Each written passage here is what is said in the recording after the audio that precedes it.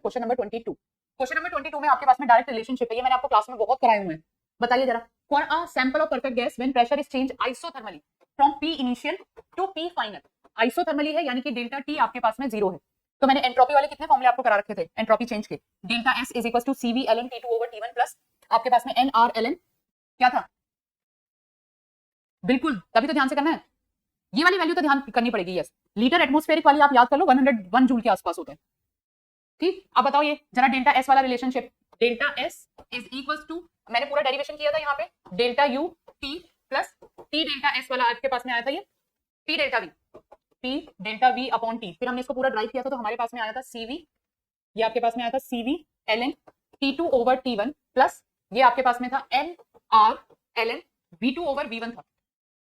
ठीक है, अब अगर आपके पास में कांस्टेंट टेम्परेचर है तो ये वाली टर्म पूरी 0 हो जाएगी, तो आपके पास में आएगा N R L N V two over V one, और जब आप इसको पी के लिए निकालेंगे तो ये आपके पास में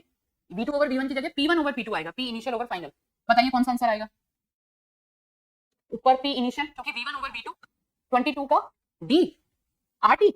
बेटा टी तो कैंसिल हो जाता है इसमें क्योंकि पीवी इज इक्वल टू, जब हम एनआरटी रखते हैं P is equal to NRT रखते हैं, एनआरटी ओवर वी, तो यहाँ पे आपका N R T over V, तो टी से टी कैंसिल हो जाता है, तो हमारे पास में बचता है N R V two over V one. ठीक है, तो ये आपके पास में P one V one is equal to P two V two होता है, तो आपके पास में वी वन या V two over V one is equal to P one over P two, तो ये मेरे पास में N R L N P initial over P final आएगा, तो N R L N P initial इसमें है और फाइनल नीचे है, तो आपके पास में डी ऑप्शन विल बी